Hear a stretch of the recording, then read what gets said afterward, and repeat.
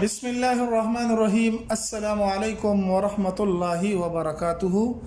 امید ہے کہ آپ سب دوست خیر و عافیت کے ساتھ ہوں گے اور ظالم کے ظلم سے محفوظ ہوں گے اور اپنی زندگی اچھی طریقے سے گزار رہے ہوں گے۔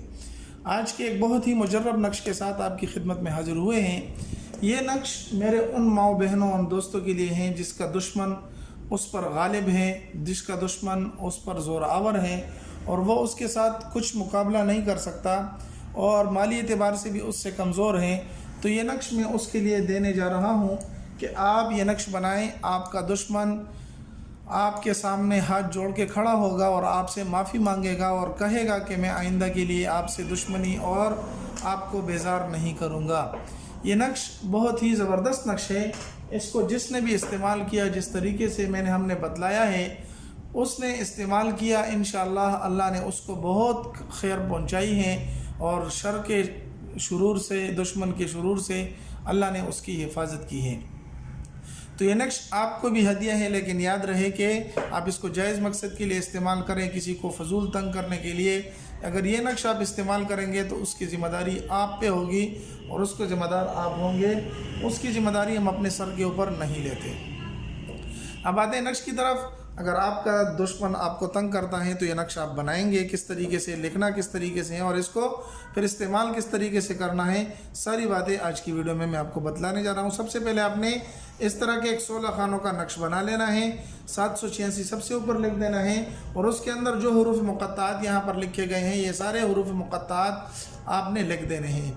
12 3 6 13 9 اور یہاں پر بھی 2 7 16 5 10 11 8 4 15 14 1۔ جس طرح کے عربی میں یہ لکھے ہوئے ہیں آپ نے بھی اسی طریقے سے عربی میں ان کو لکھ لینا ہے۔ لکھنے کے بعد آپ نے کرنا یہ ہے کہ اس نقش کے یہاں پر آپ نے اس کا نام اور اس کے والدہ کا نام، اس کا نام اس کے والدہ کا نام یہاں پر آپ نے لکھ دینا ہے، ٹھیک ہے جی۔ لکھنے کے بعد آپ نے اس نقش کو کسی جگہ دفن کر دینا ہے جہاں پر کسی کا گزر وغیرہ نہ ہو، یعنی راستے سے ایک جانب ہو کر آپ نے اس نقش کو لکھ دینا ہے، دفن کر دینا ہے۔ دفن کرتے وقت آپ یہ آیات کریمہ انا للہ و انا الیہ راجعون، انا للہ و انا الیہ راجعون، یہ آپ نے 11 مرتبہ پڑھنا ہے۔ انا للہ و انا الیہ راجعون، یہ آپ نے 11 مرتبہ پڑھنا ہے۔ پڑھتے ہوئے آپ اس کو دم کر دیں اور انشاءاللہ العزیز آپ دیکھیں گے کہ دشمن آپ کے سامنے حاضر ہوگا اور وہ آپ سے دور بھاگ جائے گا اور اس کے شر سے اللہ آپ کو محفوظ کر دے گا۔ دیکھو یہ بڑے بڑے اطباء اور بڑے بڑے بزرگوں نے یہ نقوش ہمیں اور آپ کو دیے ہیں۔ اس کے آخر میں بھی ان لوگوں نے یہ بات لکھی ہے کہ ناحق کرنے والے کا اخروی گناہ الگ ہے اور دنیاوی قصاص الگ ہے۔ ایسا کرنے سے ساحروں میں شمار ہوتا ہے جس کی سزا سزائے موت ہے۔ تو بھائی ہم نے صرف ایجوکیشن پرپس کے لیے بنایا ہے، آپ سیکھیں۔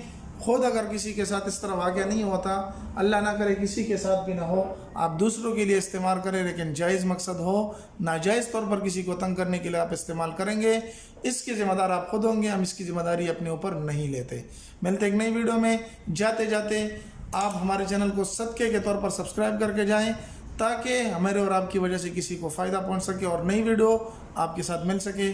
ملتے ایک نئی ویڈیو میں، تب تک السلام علیکم ورحمۃ اللہ وبرکاتہ۔